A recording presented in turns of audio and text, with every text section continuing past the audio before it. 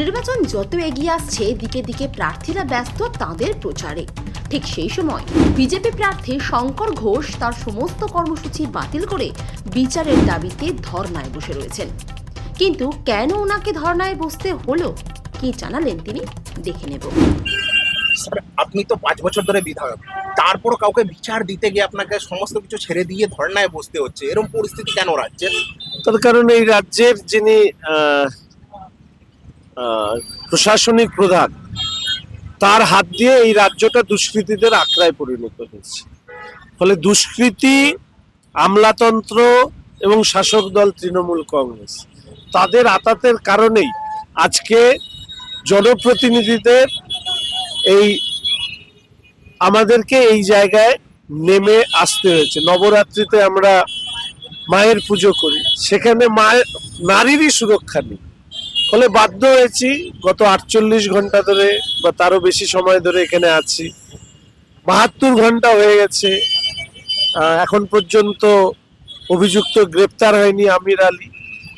প্রশাসন সর্বদা আমার কাছ থেকে শৃঙ্খলা আশা করে, কিন্তু অপরাধীদের ধরতে পারে না। এটাই হচ্ছে দুর্ভাগ্য। গতকালকেই মুখ্যমন্ত্রী আসলেন, কিন্তু একটি বাক্য খরচ করলেন না এই ঘটনা নিয়ে। কারণ ওনার দলের লোক তো ওই পরিবার তৃণমূল কংগ্রেসের সাথে যুক্ত, ফলে ওনার তো তাহলে ভান্ডা ফাঁস হয়ে যাবে। অ্যাপিসমেন্ট পলিটিক্সের চূড়ান্ত উদাহরণ। আমি বেশ কিছু তথ্য দেখলাম, কি বলে খেলা হবে নাকি মাইনরিটি মোর্চা, তার সমস্ত উনি দায়িত্বে আছেন। হ্যাঁ, ওই সমস্ত দায়িত্ব আছে ওই পরিবারের ছেলে। ফলে তিনি এই বিষয় নিয়ে কথা বলতে গেলে এগুলো সামনে আসবে, তাই জন্য তিনি বলেনি। আর নতুন পৌরসভা নিয়ে সমস্যা হচ্ছে যে বিধানসভায় লাইভ টিভি নেই। ডাটগ্রাম ফুলবাড়ি নিয়ে আমাদের ওখানকার বিধায়িকা শিখা চ্যাটার্জি এই প্রশ্ন বারবার তুলেছেন। আমাদের মাটিগাড়ার বিধায়ক আনন্দময় বর্মন শিব মন্দিরের পৌরসভা 18 পৌরসভা নিয়ে কথা তুলেছেন। সেই সময় পৌর নগর উন্নয়ন দপ্তরের মন্ত্রী ফিরহাদ হাকিম সাহেব বলেছেন এরকম কোনো চিন্তা ভাবনা এই সরকারের নেই। আর এখানে মুখ্যমন্ত্রী যখন এসে বলছেন, তাহলে সরকারের যদি চিন্তা ভাবনাই না থাকে তাহলে এখন বলছেন কেন? এখন তো ওনার বিদায় নেবার পালা। 4 মে মমতা গেই, তো এখন আর এই সমস্ত বকওয়াস করে কি লাভ? আমরা প্রার্থীদের সঙ্গে কথা বলেছিলাম, অর্থাৎ তৃণমূল প্রার্থী, তাদের অভিযোগ যে আপনাদেরকে এলাকায় দেখতে পাওয়া যায় না। এই বিষয়ে কি বলবো? ওগুলো ব্যাপারে জনগণ বলবে, আমি কেন বলতে যাবো? আমার তো কালো কাঁচালা গাড়ি নেই, গুটার লাগানো গাড়ি নেই, সিকিউরিটি নিয়েও ঘুরি না। কাকে দেখা যায় শিলিগুড়ি মানুষ জানে, ফলে বলতে হয় বলে বলে, সব আমি গুরুত্ব দিই না। স্যার, প্রচারে খুব অল্প সময় পাওয়া যায়, তার মধ্যে আপনার এই যে সময়টি নষ্ট হচ্ছে। কে বলছে নষ্ট হচ্ছে? আপনি এটা অনেক বেশি গুরুত্বপূর্ণ। নির্বাচনের সুরক্ষার থেকেও যদি আমি এই দৃষ্টিভঙ্গি দিয়ে দেখি যে আমার পরিবারের কারো কিছু হয়েছে, তাহলে কি আমি প্রচার করতাম? আমার পরিবার। ফলে শিলিগুড়ি যদি আমার পরিবার হয়, পরিবারকে ন্যায় বিচার দেওয়ার দায়িত্ব আমার, আমি সেই কাজ করি।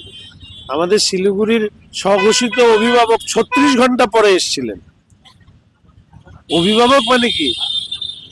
Head of the family. তো এরকম অভিভাবক শহর চাইবে না। রাজু বিস্তার যাওয়ার পরে উনি পৌঁছালেন, কোনো খবর পেয়ে এসছে, না হলে তাও আসতো না। স্যার, আপনার বিরুদ্ধে বারে বারে অভিযোগ তোলা হয় যে আপনি ধর্মীয় ব্যাপারটা করেন। এই ঘটনাটাকে অভিযোগ করা হচ্ছে যে আপনি হিন্দু মুসলিম করার চেষ্টা করছেন, কি বলবেন? আমি হিন্দু মুসলিম করার চেষ্টা করি না, কিন্তু আমি সনাতনী ধর্মের প্রতি আমার আনুগত্য সেটা প্রকাশ করি। আর যারা এগুলো বলছেন তাদেরকে জিজ্ঞেস করবেন যে ভারতবর্ষের কোন রাজ্যে মুখ্যমন্ত্রী ধর্মের ভিত্তিতে ভাতা শুরু করেছিল, ইমাম ভাতা। কিছু মানে বলতে হয় বলে, অর্ধেক তো পড়াশোনার বদলে তোলাবাজি করে। তোলাবাজরা আর এর থেকে কি বলবে? ইমাম ভাতা চালু কে করেছিল? শঙ্কর ঘোষ, শুভেন্দু অধিকারী না মমতা ব্যানার্জি? তাহলে কার বিরুদ্ধে অভিযোগ? ফিরহাদ হাকিম সাহেব কি বলেছিল যে ইসলাম ব্যতীত অন্যান্য ধর্মে যারা জন্মগ্রহণ করবে তারা হচ্ছে দুর্ভাগা, দাওয়াতে ইসলামের মধ্যে দিয়ে তাদের ধর্মের পরিবর্তন ঘটাতে হবে।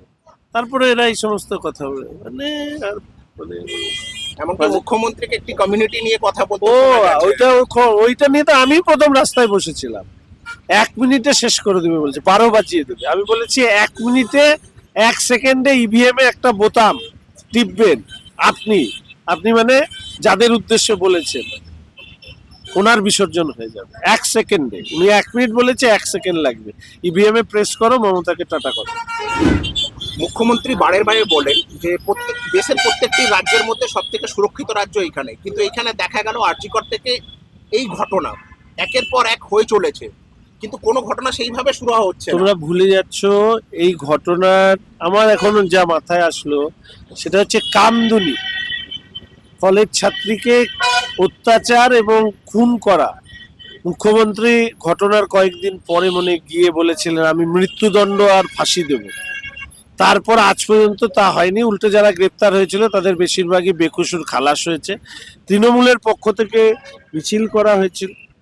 ফলে এই রাজ্যে তৃণমূলের বিসর্জন না দিলে রাজ্যের কেউ সুরক্ষিত থাকবে না। ফলে আমি অনুরোধ করব যে এই রাজ্যের নারী সুরক্ষার প্রয়োজনেও এই ঘটনাগুলো যা ঘটেছে তাতে মহিলাদের সর্বাগ্রে এগিয়ে আসা উচিত এই রাজ্যের একমাত্র অলক্ষীকে তাড়াতে। 26-এর নির্বাচনে আপনারা কতটা আশাবাদী? ডাবল ইঞ্জিন সরকার হবে, মোদিজির সরকার হবে। আশাবাদী কি, পশ্চিমবঙ্গের মানুষ চান এখানে ডাবল ইঞ্জিন সরকার হোক। আমরা বলেছি 5 বছর কাজ করার সুযোগ দিন, আমরা ভালো কাজ করলে 2031-এ আবার ভোট দেবেন। আমরা যদি কাজ না করতে পারি বিদায় করবার অধিকারও আপনাদেরই হাতে আছে। জনতার কথা, সত্য সবার আগে, শুধু খবর নয়, জনতার সত্য তুলে ধরবো আমরা। তাই অন্যান্য সব খবর জানতে চ্যানেলটিকে সাবস্ক্রাইব করুন।